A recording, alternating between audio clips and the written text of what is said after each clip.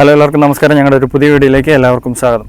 ഇന്ന് നമ്മളുടെ യാത്രകൾ ആരംഭിക്കുന്നത് ഇടുക്കി ഡാമും ഇടുക്കി ഡാമിൻ്റെ വിശിഷ്ട പ്രദേശങ്ങളുമാണ് നമ്മൾ കാണിക്കാൻ പോകുന്നത്. ഇടുക്കി ഡാമിൻ്റെ ചേർന്നുള്ള മലകളാണ് ഈ കാണുന്നത്. ചെറുതോണി ഡാമിലെ ഷട്ടർ തുറക്കുമ്പം ഇതിലെയാണ് വെള്ളം വരുന്നത്. 2018 ഇത് നിറഞ്ഞാണ് വെള്ളം ഒഴുകിയത്. അപ്പോൾ 2018 എല്ലാവരും ഫേമസ് ആയി പാലം ഇതാണ്, ഈ ചെറുതോണി പാലമാണിത്. ഈ അപ്പുറത്ത് കാണുന്നത് പുതിയതായിട്ട് പണിത പാലമാണ് ഈ കാണുന്നത്. അങ്ങനെ നമ്മൾ ഇടുക്കി ഡാമിൻ്റെ മെയിൻ കവാടത്തിലെത്തി. റൈറ്റ് സൈഡിൽ കാണുന്നത് ബോട്ടിങ്ങിനുള്ള ടിക്കറ്റ് കൗണ്ടറാണ്. ഇതിൽ നേരെ പോയി കഴിഞ്ഞാൽ അങ്ങോട്ട് പോയി കഴിഞ്ഞാൽ ഇടുക്കി ഡാമും ഇടുക്കി ഡാമിൻ്റെ ഭാഗങ്ങളും കാണാൻ വേണ്ടിയാണ്. ഹിൽ വ്യൂ പാർക്ക് അങ്ങനെയുള്ള സ്ഥലങ്ങളിലോട്ടാണ് പോകുന്നത്. നമ്മൾ അവിടെ തന്നെ തിരിയുമ്പം റൈറ്റിലോട്ട് വഴിയുണ്ട്. അതിലെയാണ് കാടിൻ്റെ ഉള്ളിലേക്കുള്ള വഴിയാണ് നമ്മൾ പോകുന്നത്.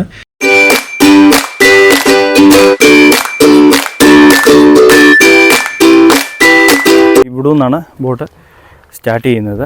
നമുക്ക് വനപ്രദേശത്തൂടെ ഇറങ്ങി വട്ടം താഴെ ഇറങ്ങി ഡാമിൻ്റെ എല്ലാ ഭാഗങ്ങളും നമുക്ക് ഒറ്റ റൗണ്ടിൽ കാണാൻ പറ്റും. വളരെ മനോഹരമായ ഒരു ട്രിപ്പാണ്.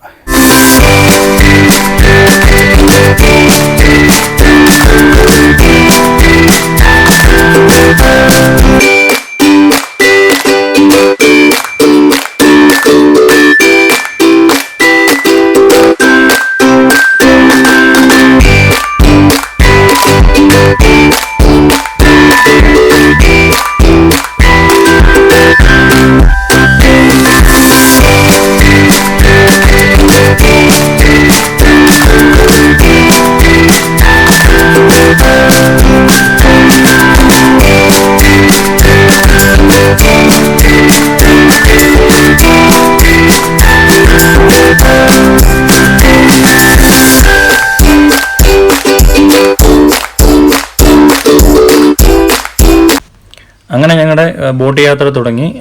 എല്ലാവർക്കും ലൈഫ് ജാക്കറ്റൊക്കെ തന്ന് സേഫ്റ്റി പരമായിട്ടാണ് മുന്നോട്ട് പോകുന്നത്.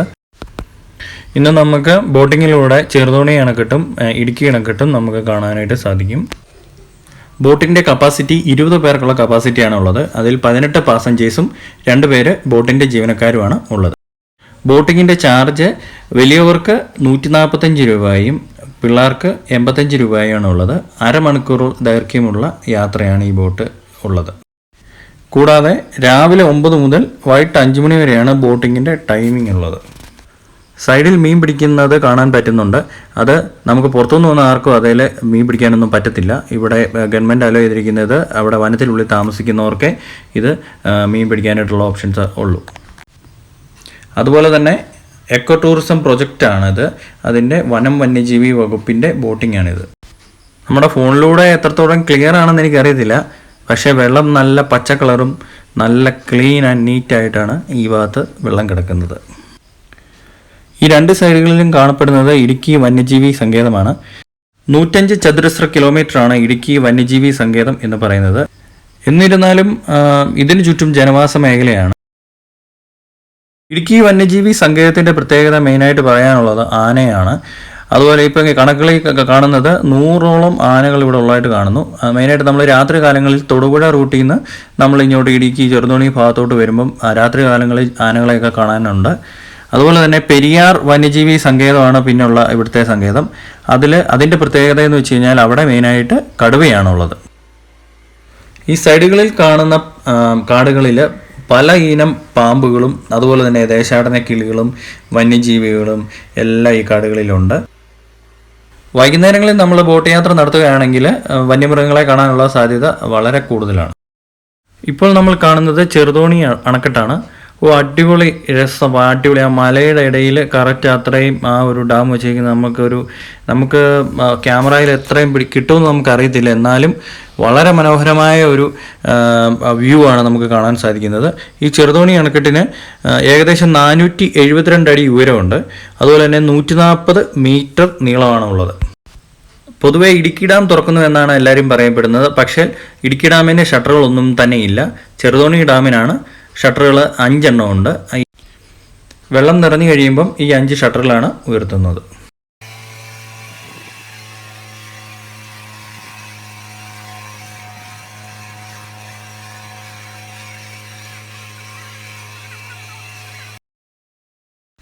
നമ്മളിപ്പം ബോട്ടിൽ കൂടെ പോകുമ്പോൾ വലിയൊരു മല കാണാൻ പറ്റും. ഒരു രക്ഷയില്ലാത്ത മലയാണ് കേട്ടോ ഇത്. ഈ മല തുറന്നിട്ടുണ്ട്, തുറന്ന ഒരു ഗുഹയുണ്ട്. ആ ഗുഹയ്ക്കകത്തൂടെ നമുക്ക് ഈ ചെറുതോണി ഡാമിൽ നിന്നും ഇടുക്കി ആർച്ച് ഡാമിലേക്ക് നടന്നു പോകാൻ സാധിക്കും.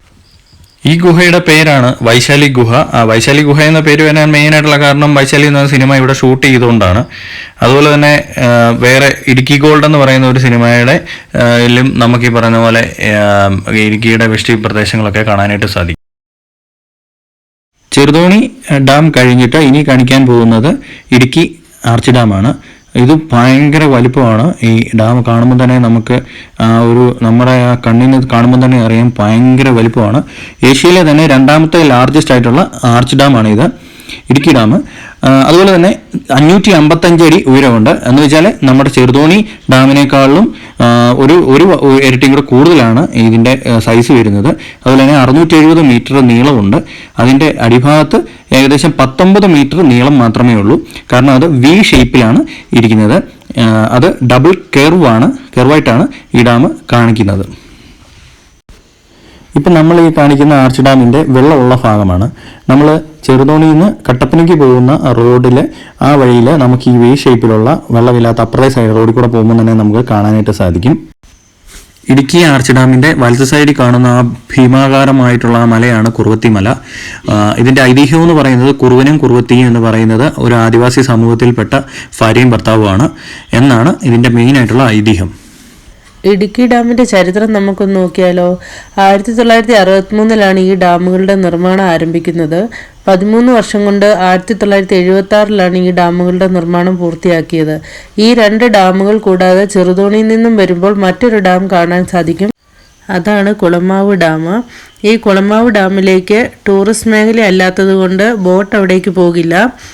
ഈ 3 ഡാമുകളും കൂടി അന്ന് 110 കോടി രൂപ ചിലവാക്കിയാണ് ഡാമുകൾ നിർമ്മിച്ചത്. ഇന്ത്യ കാനഡ പ്രോജക്റ്റ് ആയിരുന്നു. കേരളത്തിൽ ഉൽപ്പാദിപ്പിക്കുന്ന ജലവൈദ്യുതി പദ്ധതികളിൽ 65% ഈ പ്രോജക്റ്റിൽ നിന്നാണ്. മൂലമറ്റത്താണ് പവർ സ്റ്റേഷൻ ഉള്ളത്. ഈ പ്രോജക്റ്റിന്റെ ഒരു തുടക്കമെന്ന് പറഞ്ഞാൽ നമുക്ക് സ്വാതന്ത്ര്യം കിട്ടുന്നതിന് മുൻപാണ്. 1947 മുൻപ് തൊടുപുഴയ്ക്കടുത്ത് മലങ്കര റബ്ബർ പ്ലാന്റേഷന്റെ സൂപ്രണ്ട് WJ ജോൺ എന്നു പേരുള്ള ഒരു വിദേശിയായിരുന്നു. അദ്ദേഹം ഇവിടെ നായാട്ടിന് വന്നപ്പോൾ അദ്ദേഹത്തിന് വഴികാട്ടിയായിട്ട് ഉണ്ടായിരുന്നതാണ് കൊലുമ്പൻ എന്ന ആദിവാസി മൂപ്പൻ. നായാട്ടിനിടയ്ക്ക് കുറുവൻ കുറുവത്തി മലയ്ക്കിടയിലൂടെ ചെറുതായി ഒഴുകിപ്പോകുന്ന പെരിയാറിനെ കാണിച്ചു കൊടുത്തപ്പോൾ വിദേശിക്കുണ്ടായ ആശയമാണിത്. ഇതൊക്കെയാണ് ഇടുക്കി ഡാമിനെ കുറിച്ചുള്ള ചരിത്രങ്ങൾ.